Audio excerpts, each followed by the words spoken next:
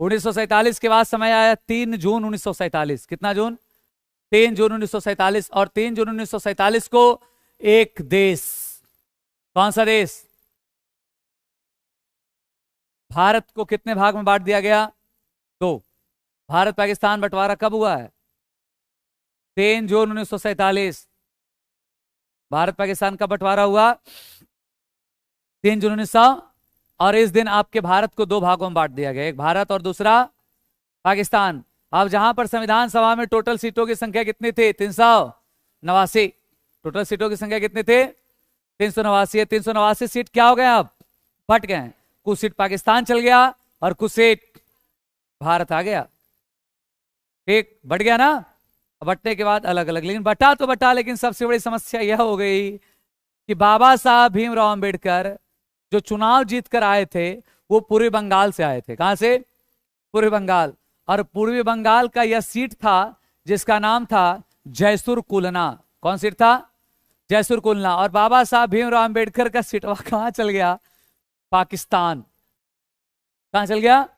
क्योंकि पूर्वी बंगाल बन चुका था पूर्वी पाकिस्तान, पूर्वी पाकिस्तान। और बाबा साहब भीमराव अंबेडकर जिस सीट से चुनाव लड़के आए थे वो सीट फिलहाल कहां पर है?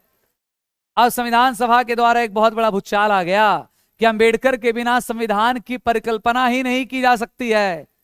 अंबेडकर नहीं तो संविधान नहीं। अब यहां समस्या की यह बात थी कि दोस्त इनका सीट कहां है? पाकिस्तान। और संविधान कहां का लिखना है? भारत का। अब यहां पर यह बात था। और उस समय सीटों की संख्या तो प्रत्याशी पहले से चुनाव जीते हुए हैं। अब इनके लिए किसी ना किसी को क्या देना होगा? त्यागपत्र। ठीक, तो उस समय बाबा साहब भीमराव अंबेडकर के लिए बंबई सीट से एक व्यक्ति ने त्यागपत्र दिया जिसका नाम था M.R. जयकर। क्या नाम था? M.R. जयकर। कल्पना करके ही आप नाम मात्र का सोच सकते हैं, बाबा साहब भीमराव अंबेडकर। एक समय था जब बाबा साहब भीमराव अंबेडकर को लोग क्लासरूम से बाहर बैठा रहे थे। क्लासरूम से दोस्त कल्पना कीजिए, बाबा साहब भीमराव अंबेडकर को उस समय क्लासरूम से बाहर लोग बैठा रहे थे। और आज का समय था कि जब उनको भारत लाने के लोग सीट छोड़ रहे हैं। कल्पना ही कर सकते हैं, एक ऐसा समय था जो बाबा साहब भीमराव अंबेडकर को लोग क्लास के अंदर नहीं बैठने के लिए दे रहे थे। और एक ऐसा समय उन्होंने लाया बस एजुकेशन के दम पे कि लोग उनके लिए रिजाइन दे रहे थे। इसी कारण बाबा साहब भीमराव अंबेडकर कहा करते थे, शिक्षा शेरनी का वह दूध है जो जितना पिएगा वो उतना दारेगा। बस स्टूडेंट लाइफ में इतना ही समझ लीजिएगा कि एक दौर जब क्लासरूम से बाहर बैठने वाला बंदा, उसके लिए लोग रिजाइन दे रहे थे, वो समय था। और M.R. जयकर कोई छोटा नाम नहीं था। जब आप हिस्ट्री पढ़ेंगे तो गांधी इरविन समझौता तेज बहादुर सप्रू और M.R. जयकर ने करवाया था। ये कोई छोटा नाम नहीं है। एक बहुत बड़ी हस्ती रिजाइन दी बाबा साहब भीमराव अंबेडकर के लिए।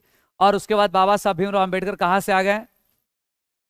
बंबई से। तो ये क्वेश्चन कितनी बार पूछता है, बाबा साहब भीमराव अंबेडकर संविधान सभा में कहां से भाग लिए थे? बंबई से। और स्वतंत्रता से पहले कहां से थे? पूर्वी बंगाल से। ठीक, अब उसके बाद 3 जून 1947 भारत पाकिस्तान क्या हो गया? बंटवारा। और 15 अगस्त को हमारा इंडिया क्या हो गया? आजाद।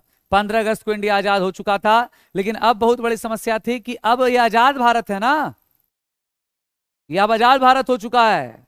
विभाजन के बाद हमारे देश का स्वरूप ही चेंज हो चुका था।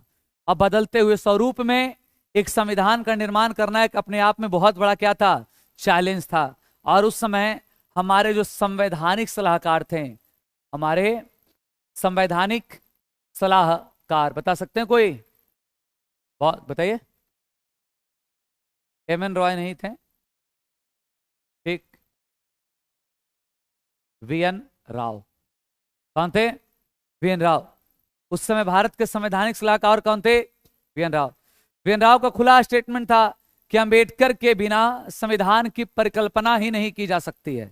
और इन्हीं के द्वारा 29 अगस्त 1947, मतलब आजादी के बस कितने दिन बाद? 14। आजादी के बस 14 दिन और खेल दिवस भी है। 29 अगस्त को कौन सा दिवस?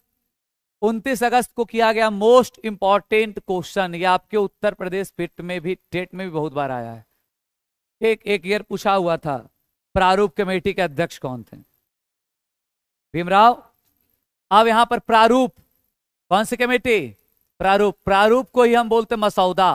क्या बोलते हैं? मसौदा। प्रारूप को ही हम बोलते पांडुलेखन। क्या बोलते हैं? पांडुलेखन। और प्रारूप को इंग्लिश में बोलते ड्राफ्ट। कौन सी कमेटी? ड्राफ्ट। ड्राफ्ट कमेटी के अध्यक्ष बनाए गए। ड्राफ्ट कमेटी का गठन किसने किया?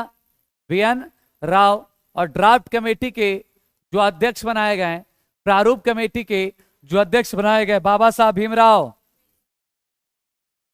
सीट तो छोड़े ही लोग, इनके लिए रिजाइन भी दिए और प्रारूप समिति के क्या बने? अध्यक्ष। प्रारूप मतलब मॉडल। भारतीय संविधान का जो मॉडल बनेगा वो किसके द्वारा बनाया जाएगा? बाबा साहब भीमराव अंबेडकर। भारतीय संविधान का मॉडल तैयार करने के लिए इनके सहयोगी सदस्य भी थे।